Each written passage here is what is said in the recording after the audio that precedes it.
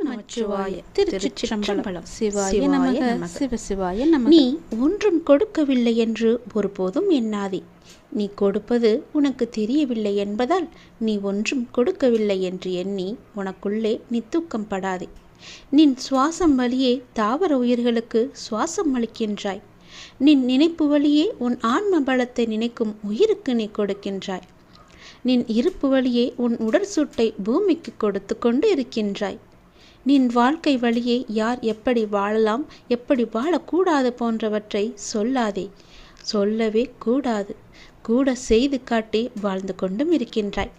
நின் வருமானத்தின் வழியே நீ வாழ்கிறாயோ இல்லையோ, பிறர் வாழ நேர்முகமாகவும் மறைமுகமாகவும் நீ சம்பாதித்து கொடுத்து கொண்டுதான் இருக்கின்றாய்.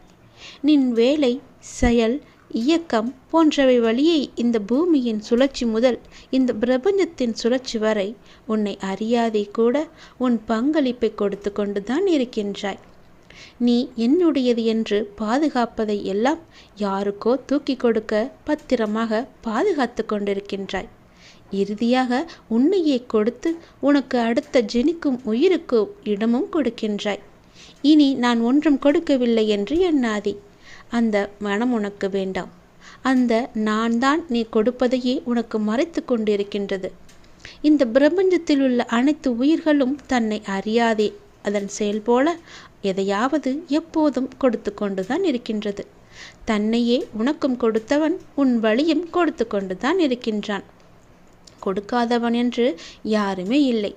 கொடுத்து கொண்டே இருப்பவனின் பெருங்கருணையின் வெளிப்பாடு நீயே என்று சிவனிடம் ஒப்படைத்து விடுங்கள்.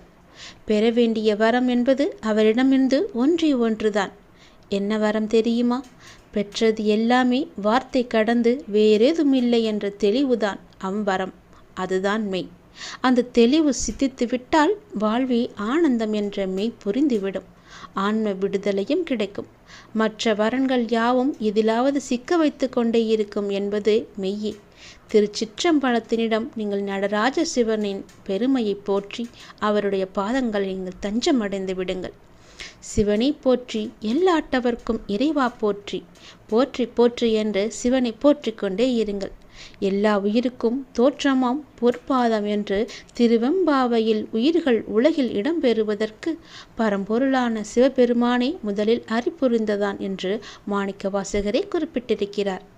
ஆதி முதலாகிய பரம்பொருளின் துணை கொண்டே உலகம் தோன்றிற்று என்பதனை ஆதி பகவன் முதற்றே உலகு என்பார் ஐயன் திருவள்ளுவர்.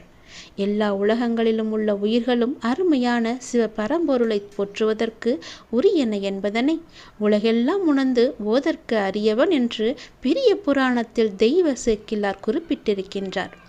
அத்தகைய பரம்பொருள் யார் என்பதற்கு அடையாளமும் கூறியிருக்கிறார். பரம்பொருளான சிவமே அறிவு வெளியாகிய சிதம்பரத்தில் ஆடல் வல்லவனாக, நிலவு மற்றும் கங்கையை தலையில் அணிகலனாக கொண்டவனாக, அளவு இல்லாத ஒளி பொருந்தியவனாக பொதுவில் நடம் புரிகின்றான் என்பது குறிப்பிடத்தக்கது. சிவாய நமக. சிவசிவாய நமக. திருச்சிற்றம்பலம். சிவனே போற்றி, எந்நாட்டவர்க்கும் இறைவா போற்றி, அண்ணாமலையானை போற்றி என்று அவருடைய பாதங்கள் தஞ்சமடைந்து